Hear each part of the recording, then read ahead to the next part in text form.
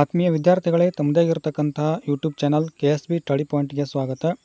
ಈ ವಿಡಿಯೋದಲ್ಲಿ 10ನೇ ತರಗತಿ ಸಮಾಜ ವಿಜ್ಞಾನ ವಿಷಯಕ್ಕೆ ಸಂಬಂಧಪಟ್ಟಂತೆ ಎಸ್ಸೆವನ್ನು ಪೂರ್ವ ಸಿದ್ಧತಾ ಪರೀಕ್ಷೆ ಅದನ್ನು ಇಲ್ಲಿ ಈ ಒಂದು ಪ್ರಶ್ನೆ ಪತ್ರಿಕೆಯನ್ನು ಈ ಒಂದು ವಿಡಿಯೋದಲ್ಲಿ ನೋಡೋಣ.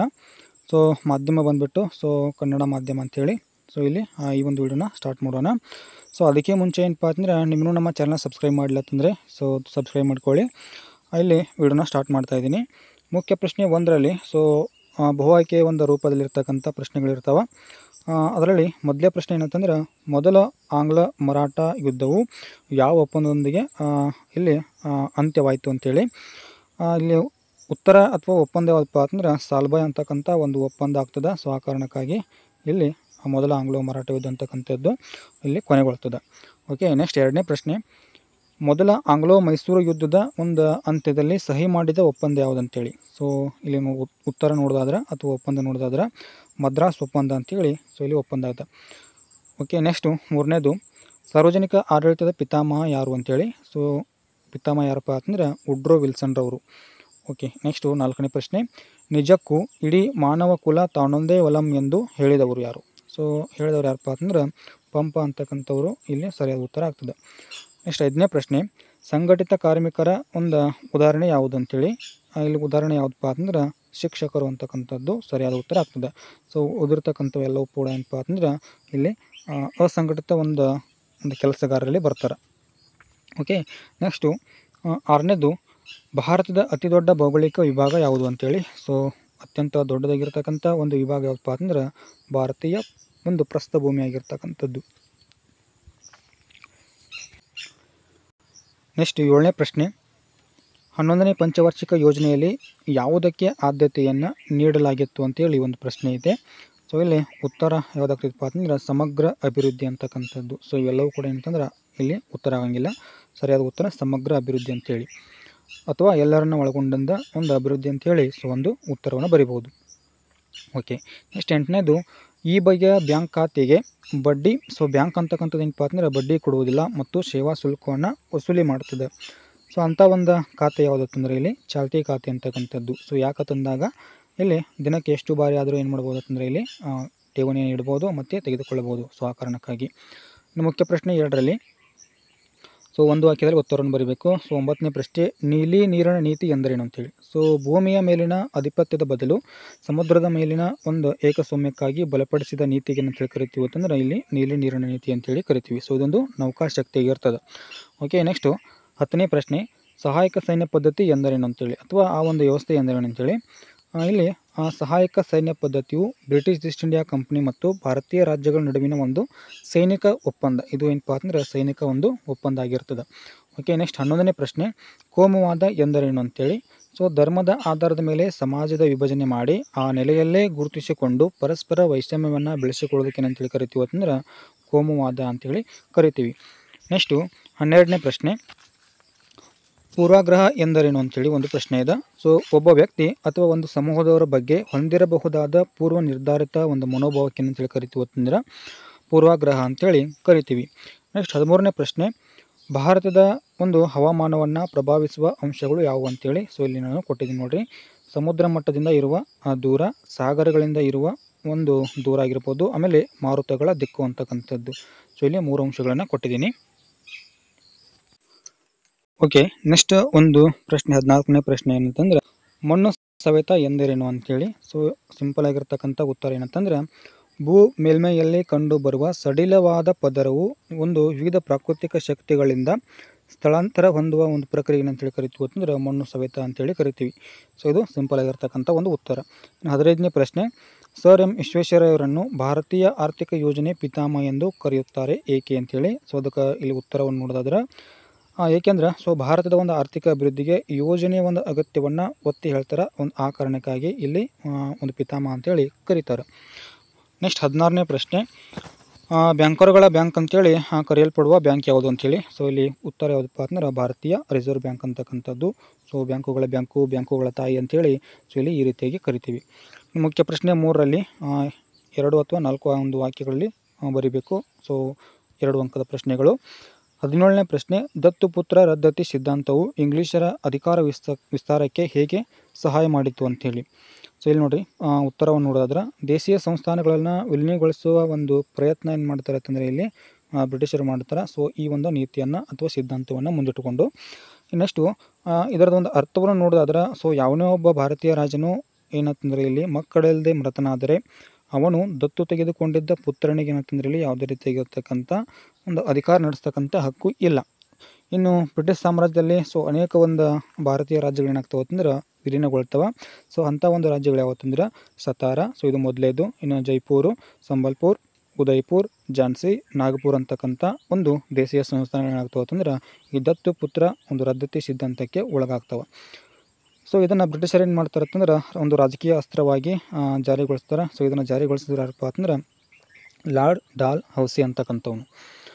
ಓಕೆ, 18ನೇ ಪ್ರಶ್ನೆ, ಅಮರಸುಳ್ಯ ಬಂಡೆಯನ್ನು ಅಥವಾ ಬಂಡಾಯವನ್ನು ರೈತ ಬಂಡಾಯ ಎಂದು ಏಕೆ ಕರೆಯುತ್ತಾರೆ ಅಂಥೇಳಿ. ಇಲ್ಲಿ ಅದಕ್ಕೆ ಕಾರಣಗಳನ್ನು ನೋಡಿದಾಗ ಸೊ ಅಮರಸುಳ್ಯ ಬಂಡಾಯ ಅಂತಕ್ಕಂಥದ್ದು ಒಂದು ರೈತ ಬಂಡಾಯ ಆಗಿರ್ತದೆ. ಇಲ್ಲಿ ಬ್ರಿಟಿಷರ ವಿರುದ್ಧ ಏನಂತಂದ್ರೆ ಸ್ವಾಮಿ ಅಪರಂಪರ ಕಲ್ಯಾಣ ಸ್ವಾಮಿ ಮತ್ತು ಪುಟ್ಟಬಸಪ್ಪ ಅಂತಕ್ಕಂಥವರು ಒಂದು ಬಂಡಾಯವನ್ನು ಸಂಘಟಿಸ್ತಾರೆ. ಆಮೇಲೆ ಅದಾದ ನಂತರ ಪುಟ್ಟಬಸಪ್ಪ ಏನು ಮಾಡ್ತಾನೆ ಅಂತಂದರೆ ಇಲ್ಲಿ ತಂಬಾಕು ಮತ್ತು ಉಪ್ಪಿನ ಮೇಲೆ ಒಂದು ಏನು ಸುಂಕ ಇರುತ್ತಲ್ಲ ಅದನ್ನು ರದ್ದು ಮಾಡೋದಾಗಿ ಘೋಷಣೆಯನ್ನು ಮಾಡ್ತಾನೆ. ಅದೇ ರೀತಿ ಸೊ ಇದರಿಂದ ಏನಪ್ಪ ಅಂತಂದ್ರೆ ರೈತರು, ಭೂ ಹಿಡುವಳಿದಾರರು ಅವರು ಕೂಡ ಏನು ಮಾಡ್ತಾರೆ ಅಂತಂದ್ರೆ ಇಲ್ಲಿ ಬೆಂಬಲವನ್ನು ಕೊಡ್ತಾರೆ. ಸರ್ಕಾರಿ ಕಚೇರಿಗಳನ್ನು ಇಲ್ಲಿ ವಶಪಡಿಸಿಕೊಳ್ತಾರೆ. ಸೊ ಅದೇ ರೀತಿ ಸರ್ಕಾರಿ ಅಧಿಕಾರಿಗಳನ್ನು ಬಂಧಿಸ್ತಾರೆ. ಆಮೇಲೆ ಜೈಲು ಮತ್ತು ಖಜಾನೆಗಳನ್ನ ಇಲ್ಲಿ ಈ ಒಂದು ಕಲ್ಯಾಣ ಸ್ವಾಮಿ ಅಂತಕ್ಕಂಥವನು ಲೂಟಿ ಮಾಡ್ತಾರೆ. ಸೊ ಅದೇ ರೀತಿ ಅಮಲ್ದಾರನ ಏನು ಮಾಡ್ತಾರೆ ಅಂತಂದರೆ ಇಲ್ಲಿ ಹತ್ಯೆಯನ್ನು ಮಾಡ್ತಾರೆ. ಸೊ ಕೊನೆಯದಾಗಿ ಏನಪ್ಪ ಅಂತಂದರೆ ಬ್ರಿಟಿಷರು ಸೊ ಈ ಅಮರಸುಳ್ಯ ಬಂಡಾಯವನ್ನು ಹತ್ತಿಕ್ಕಲು ಏನಾಗ್ತಾರೆ ಅಂತಂದರೆ ಯಶಸ್ವಿಯನ್ನು ಆಗ್ತಾರೆ. ಓಕೆ, ನೆಕ್ಸ್ಟು 19ನೇ ಪ್ರಶ್ನೆ ಏನಂತಂದ್ರೆ ಸಾರ್ವಜನಿಕ ಆಡಳಿತವು ವ್ಯಕ್ತಿಯ ಜನನದಿಂದ ಮರಣದವರೆಗೆ ಸೇವೆಗಳನ್ನು ಒದಗಿಸುತ್ತದೆ, ಸಮರ್ಥಿಸಿ ಅಂತೇಳಿ. ಅಲ್ಲಿ ಉತ್ತರವನ್ನು ನೋಡೋದಾದ್ರೆ ಏನನ್ನು ಒದಗಿಸ್ತದಪ್ಪ ಅಂದ್ರೆ ವ್ಯಕ್ತಿಗೆ ಬೇಕಾಗಿರ್ತಕ್ಕಂಥ ಅಗತ್ಯ ಸೇವೆಗಳನ್ನು ಒದಗಿಸ್ತದೆ. ಆಮೇಲೆ ಶಾಂತಿ ಮತ್ತು ಸುವ್ಯವಸ್ಥೆಯನ್ನು ಕಾಪಾಡ್ತದೆ. ಅದೇ ರೀತಿ ಜನರ ಪ್ರಾಣ ಮತ್ತು ಆಸ್ತಿ ಒಂದು ರಕ್ಷಣೆಯನ್ನು ಮಾಡ್ತಕ್ಕಂಥದ್ದು ಯಾವುದಂತಂದ್ರೆ ಸಾರ್ವಜನಿಕ ಆಡಳಿತ. ಇನ್ನು ಅದೇ ರೀತಿ ಏನಪ್ಪ ಅಂತಂದ್ರೆ ನ್ಯಾಯ ಕೂಡ ಒದಗಿಸ್ತದೆ, ಶಿಕ್ಷಣವನ್ನು ಕೂಡ ಇಲ್ಲಿ ನೀಡ್ತದೆ. ಅದೇ ರೀತಿ ಉದ್ಯೋಗ ಅವಕಾಶಗಳನ್ನು ಕಲ್ಪಿಸುವುದಾಗಿರ್ಬೋದು, ಅವಶ್ಯಕ ವಸ್ತುಗಳ ಒಂದು ಪೂರೈಕೆ ಕೂಡ ಇಲ್ಲಿ ಸಾರ್ವಜನಿಕ ಆಡಳಿತ ಅಂತಕ್ಕಂಥದ್ದು ಜನರಿಗೆ ಕೊಡುತ್ತದೆ. ಸೊ ಅದೇ ರೀತಿ ದೇಶದ ರಕ್ಷಣೆ, ಆರ್ಥಿಕ ಅಸಮಾನತೆ ಸೇವೆಗಳನ್ನು ಕೂಡ ಇಲ್ಲಿ ಒದಗಿಸ್ತದೆ. ಹಾಗಾಗಿ ಈ ಸಾರ್ವಜನಿಕ ಆಡಳಿತ ಅಂತಕ್ಕಂಥದ್ದು ವ್ಯಕ್ತಿಯ ಹುಟ್ಟಿನಿಂದ ಮರಣದವರೆಗೆ ಇರುತ್ತದೆ. ಸೊ ಕಾರ್ಯವನ್ನು ನಿರ್ವಹಿಸ್ತಾ. ಸೊ ಇಲ್ಲಿ ಇಷ್ಟು ಉತ್ತರವನ್ನು ಬರೀಬೋದು. ಓಕೆ, ನೆಕ್ಸ್ಟ್ 20ನೇ ಪ್ರಶ್ನೆ, ಅಸ್ಪೃಶ್ಯತೆಯನ್ನು ನಿರ್ಮೂಲನೆಗೊಳಿಸಲು ಸಂವಿಧಾನಿಕ ಮತ್ತು ಕಾನೂನು ಕ್ರಮಗಳು ಯಾವುವು ಅಂತೇಳಿ. ಸೊ ಇಲ್ಲಿ ಉತ್ತರ ನೋಡೋದಾದ್ರೆ ಸೊ ಮೊದಲೇದು ಸಂವಿಧಾನದ 17ನೇ ವಿಧಿ ಏನಪ್ಪ ಅಂತಂದರೆ ಅಸ್ಪೃಶ್ಯತೆ ಆಚರಣೆಯನ್ನು ನಿಷೇಧ ಮಾಡಿದೆ. ಇನ್ನು ಅಸ್ಪೃಶ್ಯತೆ ಅಪರಾಧಗಳ ಕಾಯ್ದೆ ಅಂತಕ್ಕಂಥದ್ದು 1955 ಜಾರಿ ಬರ್ತದೆ. ಸೊ ಇದನ್ನು ಚೇಂಜ್ ಮಾಡ್ತಾರೆ. ಏನಂತ ಅಂತಂದ್ರೆ ನಾಗರಿಕ ಹಕ್ಕುಗಳ ಒಂದು ಸಂರಕ್ಷಣಾ ಕಾಯ್ದೆ ಅಂತೇಳಿ 1976ರಲ್ಲಿ. ಇನ್ನು ಸಾರ್ವತ್ರಿಕ ಮತದಾನದ ಹಕ್ಕನ್ನು ಇಲ್ಲಿ ಅಸ್ಪೃಶ್ಯರಿಗೆ ನೀಡಲಾಗಿದೆ. ಸೊ ಅಷ್ಟೇ ಅಲ್ಲದೆ ಸಮಾನತೆ ಹಕ್ಕನ್ನು ಕೂಡ ನೀಡಲಾಗಿದೆ. ಇನ್ನು ಶೈಕ್ಷಣಿಕ, ರಾಜಕೀಯ, ಆರ್ಥಿಕ ಸೊ ಉದ್ಯೋಗಾವಕಾಶಗಳಲ್ಲಿ ಈ ಅಸ್ಪೃಶ್ಯರಿಗೆ ಏನು ಮಾಡಲಿಕ್ಕಪ್ಪ ಅಂತಂದ್ರೆ ಮೀಸಲಾತಿಯನ್ನು ಕಲ್ಪಿಸಿಕೊಡಲಾಗಿದೆ. ಇನ್ನು ವಿಶೇಷ ಜವಾಬ್ದಾರಿಗಳನ್ನು ರಾಜ್ಯ ಸರ್ಕಾರಗಳಿಗೆ ಏನು ಮಾಡಿದಪ್ಪ ಅಂತಂದ್ರೆ ಇಲ್ಲಿ ಈ ಒಂದು ಅಧಿಕಾರವನ್ನು ಕೊಟ್ಟಿರ್ತಕ್ಕಂಥದ್ದು. ಇನ್ನು ಅಥವಾ ಪ್ರಶ್ನೆ ಇದೆ. ಸೊ ಅದಕ್ಕೆ ಅಲ್ಲಿ ನೋಡ್ಕೊಳ್ಬೋದು. ನಿರುದ್ಯೋಗಕ್ಕೆ ಕಾರಣ ಯಾವುವು ಅಂಥೇಳಿ. ಸೊ ಬಡತನ, ಅನಾರೋಗ್ಯ, ಭ್ರಷ್ಟಾಚಾರ, ಕೌಟುಂಬಿಕ ವಿಘಟನೆ, ಮೋಸ, ವಂಚನೆ, ಕಳ್ಳತನ ಸೊ ಎಲ್ಲವೂ ಕೂಡ ಏನಪ್ಪ ಅಂತಂದ್ರೆ ನಿರುದ್ಯೋಗಕ್ಕೆ ಏನಂತಂದರೆ ಇಲ್ಲಿ ಮುಖ್ಯವಾಗಿರ್ತಕ್ಕಂಥ ಕಾರಣಗಳು. ನೆಕ್ಸ್ಟ್ 21ನೇ ಪ್ರಶ್ನೆ ಏನಂತಂದರೆ ಇಲ್ಲಿ ಭಾರತದ ಪರ್ಯಾಯ ಪ್ರಸ್ಥಭೂಮಿ ದೇಶದ ಆರ್ಥಿಕ ಅಭಿವೃದ್ಧಿಯಲ್ಲಿ ಯಾವ ರೀತಿಯ ಒಂದು ಪಾತ್ರವನ್ನು ವಹಿಸುತ್ತದೆ ಅಂತೇಳಿ. ಸೊ 4 ಅಂಶಗಳನ್ನು ನೋಡ್ರಿ. ಸೊ ಪರ್ಯಾಯ ಪ್ರಸ್ಥಭೂಮಿ ಅಂತಕ್ಕಂಥದ್ದು ಅಪಾರವಾಗಿರ್ತಕ್ಕಂಥ ಖನಿಜ ಸಂಪನ್ಮೂಲಗಳನ್ನು ಹೊಂದಿದೆ. ಅದೇ ರೀತಿ ನದಿಗಳು ಕೂಡ ಇಲ್ಲಿ ಹರಿತವ, ಜಲಪಾತಗಳನ್ನು ಕೂಡ ಇಲ್ಲಿ ಇರ್ತಕ್ಕಂಥದ್ದು. ಇನ್ನು ಈ ನದಿಗಳು ಮತ್ತು ಜಲಪಾತಗಳಿಂದ ಏನಪ್ಪ ಅಂತಂದರೆ ಜಲವಿದ್ಯುತ್ ಶಕ್ತಿ ಉತ್ಪಾದನೆಗೆ ಅನುಕೂಲ ಕೂಡ ಆಗ್ತದೆ. ಸೊ ಎಲ್ಲಿಪ್ಪ ಅಂತಂದರೆ ಪರ್ಯಾಯ ಪ್ರಸ್ಥಭೂಮಿ ಅಂತಕ್ಕಂಥದ್ದು. ನೆಕ್ಸ್ಟ್ 22ನೇ ಪ್ರಶ್ನೆ ಏನಂತಂದ್ರೆ ಭಾರತೀಯ ಕೃಷಿ ಮಾನ್ಸೂನ್ ಜೊತೆ ಆಡುವ ಜೂಜಾಟ. ಸೊ ಇದನ್ನು ಸಮರ್ಥಿಸಬೇಕು. ಸೊ ಇಲ್ಲಿ ಉತ್ತರವನ್ನು ನೋಡೋದಾದ್ರೆ ಸೊ ಭಾರತದ ಒಂದು ಉದ್ಯೋಗ ಏನಪ್ಪ ಅಂತಂದ್ರೆ ಪ್ರಧಾನವಾಗಿರ್ತಕ್ಕಂಥದ್ದು ಯಾವುದಂತಂದ್ರೆ ವ್ಯವಸಾಯ ಅಂತಕ್ಕಂಥದ್ದು. ಇನ್ನು ನೈಋತ್ಯ ಮಾನ್ಸೂನ್ ಮಾರುತಗಳು ಏನು ಮಾಡ್ಯಾವ ಅಂತಂದ್ರೆ ವ್ಯವಸಾಯವನ್ನು ಇಲ್ಲಿ ಸಂಪೂರ್ಣವಾಗಿ ನಿಯಂತ್ರಿಸ್ತವೆ. ಅದೇ ರೀತಿ ಇಲ್ಲಿ ಈ ನೈಋತ್ಯ ಮಾನ್ಸೂನ್ ಮಳೆ ಏನು ಮಾಡ್ತಾವೆ ಅಂತಂದ್ರೆ ಹೆಚ್ಚಾಗಿ ಸುರಿಸಿದ್ರೆ ಇಲ್ಲಿ ಪ್ರವಾಹ ಉಂಟಾಗ್ತದೆ. ಸೊ ಅದೇ ರೀತಿ ಮಳೆ ಆಗದೇ ಇರತಕ್ಕಂಥ ಒಂದು ಸಂದರ್ಭ ಗೊತ್ತಂತಂದ್ರೆ ಅದು ಬರಗಾಲ ಅಂತಕ್ಕಂಥದ್ದು ಉಂಟಾಗ್ತದೆ. ಸೊ ಹಾಗಾಗಿ ಒಟ್ಟಾರೆ ಏನಪ್ಪ ಅಂತಂದ್ರೆ ಪ್ರಾಣಹಾನಿ ಮತ್ತು ಆಸ್ತಿ ಹಾನಿಗಳ ಒಂದು ಇಲ್ಲಿ ಏನಾಗ್ತದಪ್ಪ ಅಂದ್ರೆ ಹಾನಿ ಉಂಟಾಗ್ತದೆ. ಸೊ ಹಾಗಾಗಿ ಇಲ್ಲಿ ಈ ಒಂದು ಏನಂತಂದ್ರೆ ಪ್ರಶ್ನೆ ಭಾರತೀಯ ಕೃಷಿ ಅಂತಕ್ಕಂಥದ್ದು ಮಾನ್ಸೂನ್ ಜೊತೆ ಆಡ್ತಕ್ಕಂಥ ಜೂಜಾಟ ಅಂತೇಳಿ ನಾವು ಇಲ್ಲಿ ಈ ರೀತಿಯಾಗಿ ಬರಿಬೋದು. ಇನ್ನು ನೀತಿ ಆಯೋಗದ ಉದ್ದೇಶಗಳು ಯಾವ ಅಂತೇಳಿ, ಸರಿ, ಉದ್ದೇಶಗಳು ಯಾವತ್ತಂದಾಗ ಮೊದಲೇದು ಭಾರತ ಸರ್ಕಾರದ ಅತ್ಯುನ್ನತ ಸಾರ್ವಜನಿಕ ಚಿಂತಕರ ಚಾವಡಿಯಾಗಿ ಕಾರ್ಯವನ್ನು ನಿರ್ವಹಿಸ್ತದೆ. ಅದೇ ರೀತಿ ಆರ್ಥಿಕ ಅಭಿವೃದ್ಧಿಯನ್ನು ವೇಗಗೊಳಿಸುವ ಕಾರ್ಯವನ್ನು ಮಾಡ್ತದೆ. ಕೆಳಮಟ್ಟದಿಂದ ಸಂಪನ್ಮೂಲಗಳನ್ನು ಬಳಕೆ ಮಾಡಿಕೊಂಡು ಆರ್ಥಿಕ ನೀತಿ ನಿರೂಪಣೆಯನ್ನು ಯಾವುದಂದ್ರೆ ನೀತಿ ಆಯೋಗ ಅಂತಕ್ಕಂಥದ್ದು. ಓಕೆ, ನೆಕ್ಸ್ಟು 24ನೇ ಪ್ರಶ್ನೆ, ಅದು ಯಾವುದಂದ್ರೆ ಬ್ಯಾಂಕ್ ಖಾತೆ ತೆರೆಯುವ ಹಂತಗಳನ್ನು ಹೆಸರಿಸಿ ಅಥವಾ ವಿವರಿಸಿ ಅಂತ ಒಂದು ಪ್ರಶ್ನೆ ಇದೆ. ಇಲ್ಲಿ ಮೊದಲೇದಾಗಿ ಏನು ಮಾಡಬೇಕು, ಬ್ಯಾಂಕ್ ಖಾತೆಯನ್ನು ಯಾವುದನ್ನು ತೆರಿತಕ್ಕಂಥದ್ದನ್ನು ಮೊದಲು ನಿರ್ಧಾರ ಮಾಡಬೇಕು. ಅದೇ ರೀತಿ ಅಧಿಕಾರಿಯನ್ನು ಏನು ಮಾಡಬೇಕಂದ್ರೆ ಸಂಪರ್ಕಿಸಬೇಕು. ಆಮೇಲೆ ಪ್ರಸ್ತಾವನೆ ಅರ್ಜಿಯನ್ನು ಇಲ್ಲಿ ಹಾಕಬೇಕು. ಆಮೇಲೆ ಪರಿಚಿತರ ಒಂದು ಉಲ್ಲೇಖನವನ್ನು ಕೊಡಬೇಕಾಗ್ತದೆ. ಅದೇ ರೀತಿ ನಮೂನೆಯನ್ನು ಬ್ಯಾಂಕಿಗೆ ಇಲ್ಲಿ ಒಪ್ಪಿಸಬೇಕಾಗ್ತದೆ. ಅದಾದ ನಂತರ ಅಧಿಕಾರಿ ಒಪ್ಪಿಗೆ ಇಲ್ಲಿ ಬೇಕಾಗ್ತದೆ. ಅದಾದ ನಂತರ ಕೊನೆಯದಾಗಿ ಪ್ರಾರಂಭಿಕವಾಗಿರ್ತಕ್ಕಂಥ ಠೇವಣಿಯನ್ನು ಇಡಬೇಕಾಗ್ತದೆ. ಓಕೆ, ನೆಕ್ಸ್ಟು ಇನ್ನು ಮುಖ್ಯ ಪ್ರಶ್ನೆಯಲ್ಲಿ 3 ಅಂಕದ ಒಂದು ಪ್ರಶ್ನೆಗಳು ನೋಡ್ಬೋದು. ಇಲ್ಲಿ 25ನೇ ಪ್ರಶ್ನೆ ಏನಂತಂದ್ರೆ ಪ್ಲಾಸಿ ಯುದ್ಧದ ಕಾರಣಗಳು ಮತ್ತು ಪರಿಣಾಮಗಳನ್ನು ವಿವರಿಸಿ ಅಂತೇಳಿ.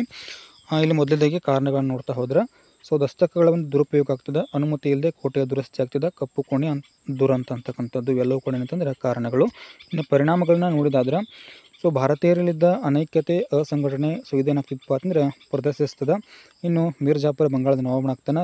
ಕಂಪ್ನಿಯು ಬಂಗಾಳದಲ್ಲಿ ವ್ಯಾಪಾರದ ಹಕ್ಕನ್ನು ಪಡಿತದೆ. ಇನ್ನು ಮೀರ್ ಜಾಫರ್ನ ಏನಂತಂದ್ರೆ ಇಲ್ಲಿ ಕಂಪ್ನಿಗೆ 17 ಕೋಟಿ 70 ಲಕ್ಷ ರೂಪಾಯಿಗಳನ್ನು ಕೊಡಬೇಕಾಗ್ತದೆ. ಹಾಗಾಗಿ ಇವಿಷ್ಟು ಏನಂತಂದ್ರೆ ಪರಿಣಾಮಗಳನ್ನು ನಾವು ಈ ಪ್ಲಾಸ್ಟಿಕ್ ದಿನದ ನೋಡ್ತೀವಿ. ಓಕೆ, ನೆಕ್ಸ್ಟು 26ನೇದು ಭಾರತದಲ್ಲಿ ಇಂಗ್ಲೀಷ್ ಶಿಕ್ಷಣದ ಪರಿಣಾಮಗಳನ್ನು ಪಟ್ಟಿ ಮಾಡಿ ಅಂತೇಳಿ. ಆಧುನಿಕತೆ, ಜಾತ್ಯತೀತತೆ, ಆಮೇಲೆ ನೆಕ್ಸ್ಟ್ ಪ್ರಜಾಪ್ರಭುತ್ವ, ಆಮೇಲೆ ಆಧುನಿಕ ಒಂದು ವೈಜ್ಞಾನಿಕ ಆಲೋಚನಾ ಕ್ರಮದಲ್ಲಿ ಬೆಳವಣಿಗೆ ಆಗ್ತದೆ. ಅದೇ ರೀತಿ ರಾಷ್ಟ್ರೀಯವಾದ ದೃಷ್ಟಿಕೋನ ಬೆಳೀತದೆ. ಸ್ಥಳೀಯ ಭಾಷೆಗಳ ವಿಕಸನಗೊಳ್ತವೆ. ಆಮೇಲೆ ಸಾಹಿತ್ಯ ಕೂಡ ರಚನೆ ಆಗ್ತದೆ. ಆಮೇಲೆ ವಿದ್ಯಾವಂತ ವರ್ಗದ ಒಂದು ಆಲೋಚನಾ ಕ್ರಮದಲ್ಲಿ ಬದಲಾವಣೆ ಆಗ್ತದೆ. ವೃತ್ತಪತ್ರಿಕೆಗಳು ಹುಟ್ಟಿಕೊಳ್ತವೆ. ಆಮೇಲೆ ನೆಕ್ಸ್ಟ್ ಏನಪ್ಪ ಅಂತಂದ್ರೆ ಸಾಮಾಜಿಕ ಮತ್ತು ಧಾರ್ಮಿಕ ಸುಧಾರಣಾ ಚಳವಳಿ ಕೂಡ ಇಲ್ಲಿ ಪ್ರಾರಂಭ ಆಗ್ತವೆ ಅಥವಾ ಹುಟ್ಟಿಕೊಳ್ತವೆ ಅಂತೇಳಿ ನೋಡ್ತೀವಿ. ನೆಕ್ಸ್ಟು ಚಿಂತಕರ ಒಂದು ಪ್ರಭಾವ ಕೂಡ ಇಲ್ಲಿ ಉಂಟಾಗ್ತದೆ. ಇವಿಷ್ಟು ಏನಪ್ಪ ಅಂತಂದ್ರೆ ನೀವು ಇಲ್ಲಿ ಉತ್ತರವನ್ನು ಬರಿಬೋದು. ಓಕೆ, ನೆಕ್ಸ್ಟ್ 27ನೇ ಪ್ರಶ್ನೆ, ಅದು ಯಾವುದಪ್ಪ ಅಂತಂದ್ರೆ ಸ್ವಾಮಿ ವಿವೇಕಾನಂದರ ಕೊಡುಗೆಗಳು ಯಾವಂತೇಳಿ. ಜೀವನ ಒಂದು ಪ್ರೀತಿಯಲ್ಲಿರುವ ಮಹತ್ವವನ್ನು ತಿಳಿಸ್ತಾರೆ.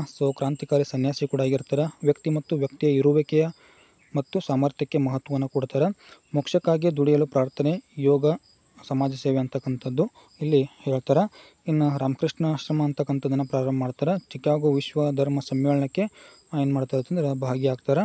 ಅದೇ ರೀತಿ ಸರ್ವಧರ್ಮ ಸಹಿಷ್ಣುತೆ ಮತ್ತು ಸಕಲ ಧರ್ಮಗಳು ಸತ್ಯ ಅಂತೇಳಿ ಹೇಳ್ತಾರೆ.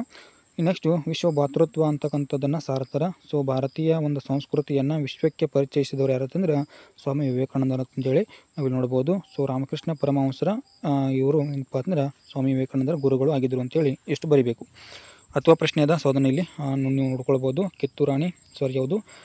ಕಿತ್ತೂರಿನ ಸ್ವಾತಂತ್ರ್ಯ ಹೋರಾಟದಲ್ಲಿ ಸಂಗೊಳ್ಳಿ ರಾಯಣ್ಣನ ಪಾತ್ರ ಅಂತೇಳಿ. ಇದನ್ನು ಆಲ್ರೆಡಿ ಕಾಮನ್ ಆಗಿ ಏನು ಮಾಡ್ತೀರಿ ಅಂತಂದರೆ ಬರೀತೀರಿ.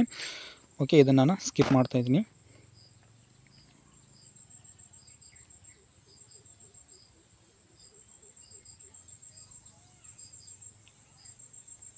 ಓಕೆ, ನೆಕ್ಸ್ಟ್ 28ನೇ ಪ್ರಶ್ನೆ, ಅದು ಯಾವುದಪ್ಪ ಅಂತಂದ್ರೆ ಅನಕ್ಷರತೆ ನಿರ್ಮೂಲನೆಗೊಳಿಸಲು ತೆಗೆದುಕೊಳ್ಳಲಾದ ಒಂದು ಕ್ರಮಗಳನ್ನು ಉಲ್ಲೇಖಿಸಿ ಅಂತ ಹೇಳಿದ. ಸರ್ಕಾರ ಕೈಗೊಂಡಿರ್ತಕ್ಕಂಥ ಕ್ರಮಗಳು ಯಾವತ್ತಂದಾಗ ಮೊದಲೇದು ಸರ್ವ ಶಿಕ್ಷಣ ಅಭಿಯಾನ ಅಂತಕ್ಕಂಥದ್ದು ಈ ಒಂದು ಕಾರ್ಯಕ್ರಮವನ್ನು 2001ರಲ್ಲಿ ಜಾರಿಗೊಳಿಸಿದೆ.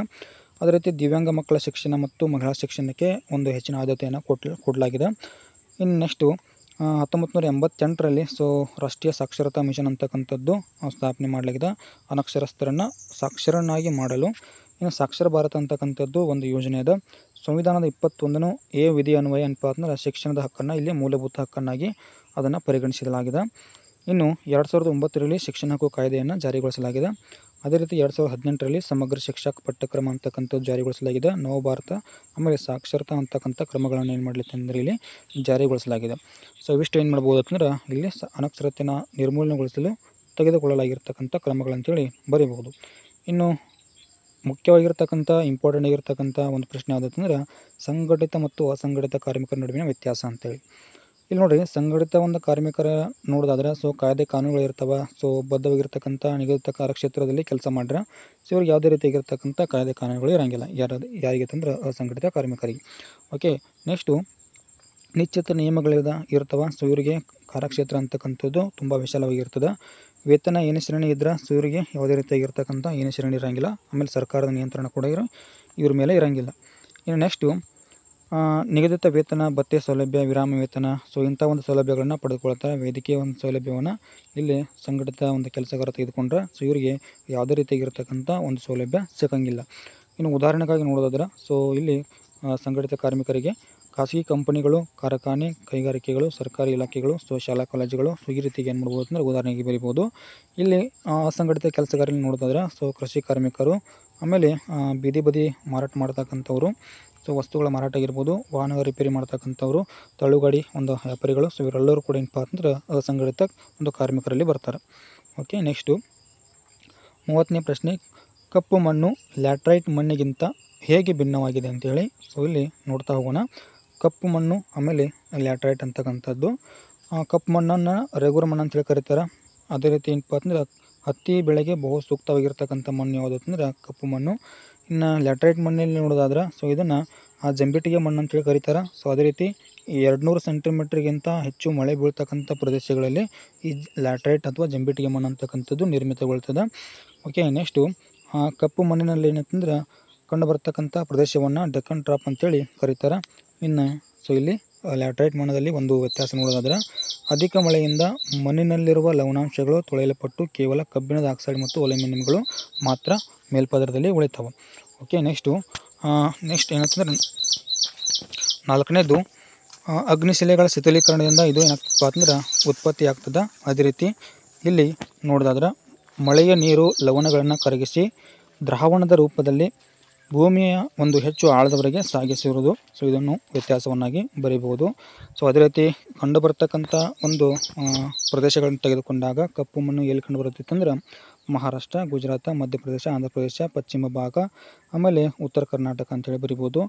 ಇನ್ನು ಇಲ್ಲಿ ಲ್ಯಾಟ್ರೈಟ್ ಮಣ್ಣು ಏನಪ್ಪ ಅಂದ್ರೆ ಎಲ್ಲಿ ಕಂಡು ಬರ್ತಿದ್ದಪ್ಪ ಅಂದ್ರೆ ಪಶ್ಚಿಮ ಘಟ್ಟಗಳು, ವಿಂಧ್ಯ, ಆಮೇಲೆ ಸಾತ್ಪುರ್ ಬೆಟ್ಟ, ರಾಜಮಹಲ್ ಬೆಟ್ಟಗಳಲ್ಲಿ ಕಂಡುಬರ್ತದೆ.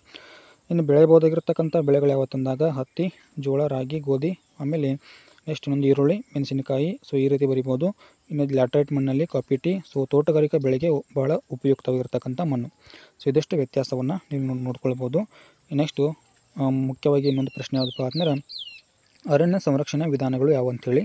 ಇಲ್ಲಿ ವಿಧಾನಗಳು ಯಾವತ್ತಂದಾಗ ಮೊದಲೇದು ಕರುಷಿತ ಮರಗಳನ್ನು ಏನು ಮಾಡಬೇಕಪ್ಪ ಅಂದ್ರೆ ತೆಗಿಬೇಕು, ರೋಗಗಳನ್ನು ನಿಯಂತ್ರಿಸಬೇಕು, ಸಸ್ಯಗಳನ್ನು ನೆಡಬೇಕು, ಆಮೇಲೆ ಬೀಜಗಳನ್ನು ಹರಡುವುದು, ಸೊ ಮರ ಕಡಿಯುವುದನ್ನು ಇಲ್ಲಿ ನಿಯಂತ್ರಿಸಬೇಕು, ಆಮೇಲೆ ಪ್ರಾಣಿಗಳನ್ನು ಏನಪ್ಪ ಅಂದ್ರೆ ಮೇಯಿಸುವುದನ್ನು ಇಲ್ಲಿ ನಿಯಂತ್ರಿಸಬೇಕು, ಗಿಡ ನೆಡಲು ಪ್ರೋತ್ಸಾಹ ಕೊಡಬೇಕು, ಸೊ ಅವುಗಳ ಪ್ರಾಮುಖ್ಯತೆಯನ್ನು ಜನರಲ್ಲಿ ತಿಳಿಸುವುದು. ನೆಕ್ಸ್ಟು ಸಾಮಾಜಿಕ ಅರಣ್ಯ ಯೋಜನೆಯನ್ನು ಯಶಸ್ವೀಕರಣಗೊಳಿಸುವುದು. ಇವೆಷ್ಟು ಏನಪ್ಪ ಅಂದ್ರೆ ಅರಣ್ಯ ಸಂರಕ್ಷಣಾ ವಿಧಾನಗಳು. ಇನ್ನು ಅದರ ಪ್ರಶ್ನೆ ಅದ ಅದು ಯಾವಪ್ಪ ಅಂದ್ರೆ ಭಾರತ ರಾಷ್ಟ್ರೀಯ ಒಂದು ಉದ್ಯಾನವನಗಳನ್ನ ಉಲ್ಲೇಖಿಸಿ ಅಂತೇಳಿ. ಜಿಮ್ ಕಾರ್ಬೆಟ್ ಉತ್ತರಾಖಂಡದಲ್ಲಿ, ಸೊ ಕಾಜಿರಂಗ ನ್ಯಾಷನಲ್ ಪಾರ್ಕ್ ಇದೆ ಅಸ್ಸಾಂನಲ್ಲಿ, ಸುಂದರ್ಬನ್ ಇದೆ ಸೊ ಪಶ್ಚಿಮ ಬಂಗಾಳದಲ್ಲಿ, ಅದೇ ರೀತಿ ಹಜಾರಿಬಾಗ್ ನ್ಯಾಷನಲ್ ಪಾರ್ಕ್ ಇದೆ ಸೊ ಬಿಹಾರ ರಾಜ್ಯದಲ್ಲಿ, ಆಮೇಲೆ ಗಿರ್ ನ್ಯಾಷನಲ್ ಪಾರ್ಕ್ ಇದೆ ಗುಜರಾತ್ನಲ್ಲಿ, ಸೊ ಕನ್ಯಾ ಅಂತಕ್ಕಂಥದ್ದಿದೆ ರಾಷ್ಟ್ರೀಯ ಒಂದು ಉದ್ಯಾನವನ, ಅದು ಮಧ್ಯಪ್ರದೇಶದಲ್ಲಿ ಕಂಡುಬರ್ತದೆ. ಓಕೆ, ನೆಕ್ಸ್ಟ್ 32ನೇ ಪ್ರಶ್ನೆ ಅದು ಯಾವುದಪ್ಪ ಅಂದರೆ ಪಂಚವಾರ್ಷಿಕ ಯೋಜನೆಗಳ ಸಾಧನೆಗಳನ್ನ ಪಟ್ಟಿ ಮಾಡಿ ಅಂತೇಳಿ. ಸೊ ರಾಷ್ಟ್ರೀಯ ಆದಾಯದ ಬೆಳವಣಿಗೆಗೆ ಒಂದು ಆಗಿದೆ, ಆಮೇಲೆ ಕೃಷಿ, ಕೈಗಾರಿಕಾ ಮತ್ತು ಸೇವೆಗಳ ಒಂದು ಅಭಿವೃದ್ಧಿ ಕೂಡ ಆಗಿದೆ, ಆಹಾರ ಧಾನ್ಯಗಳ ಉತ್ಪಾದನೆಯಲ್ಲಿ ಸ್ವಾವಲಂಬನೆಯನ್ನು ಪಡ್ಕೊಂಡಿವೆ. ನೆಕ್ಸ್ಟ್ ಉದ್ಯೋಗಾವಕಾಶಗಳು ಕೂಡ ಹೆಚ್ಚಿಗೆ ಆಗಿದ್ದಾವೆ. ಇನ್ನು ವಿಜ್ಞಾನ ಮತ್ತು ತಂತ್ರಜ್ಞಾನದಲ್ಲಿ ಅಗಾಧವಾಗಿರ್ತಕ್ಕಂಥ ಒಂದು ಪ್ರಗತಿ ಸಾಧಿಸಿದ.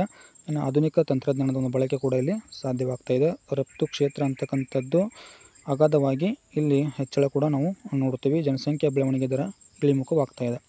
ಇನ್ನು ಅಥವಾ ಪ್ರಶ್ನೆ ಇಲ್ಲಿ ನೀವೇ ಅದನ್ನು ನೋಡ್ಕೊಳ್ಬೋದು. ಹಸಿರು ಕ್ರಾಂತಿಗೆ ಪ್ರೇರಕವಾಗಿರ್ತಕ್ಕಂಥ ಅಂಶಗಳು ಯಾವ ಅಂತೇಳಿ ಅದನ್ನು ಇಲ್ಲಿ ನೀವೇ ನೋಡ್ಕೊಳ್ಳಿ ಅಥವಾ ಸ್ಕ್ರೀನ್ಶಾಟನ್ನು ತೆಗೆದುಕೊಳ್ಳಿ.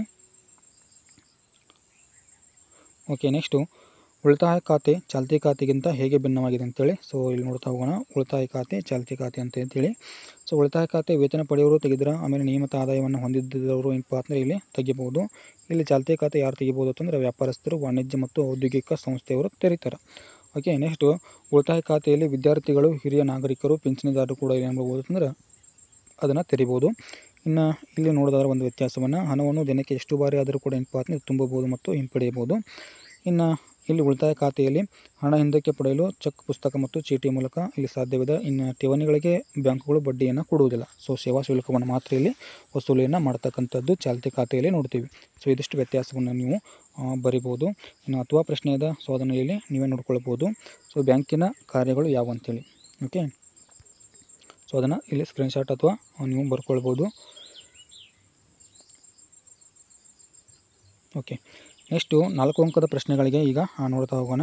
ಸೊ ಮುಖ್ಯವಾಗಿ 4 ಅಂಕದ ಒಂದು ಪ್ರಶ್ನೆ ಯಾವುದಪ್ಪ ಅಂದರೆ ನಾಲ್ವಡಿ ಕೃಷ್ಣರಾಜ ಒಡೆಯರ ಒಂದು ಸಾಧನೆಗಳನ್ನು ತಿಳಿಸಬೇಕು. ಸಾಧನೆಗಳು ತಂದಾಗ ಮೊದಲೇದು ಚಿನ್ನದ ಗಣಿ ಸುಧಾರಣೆ ಆಗ್ತದೆ ಇವರ ಒಂದು ಕಾಲಾವಧಿಯಲ್ಲಿ.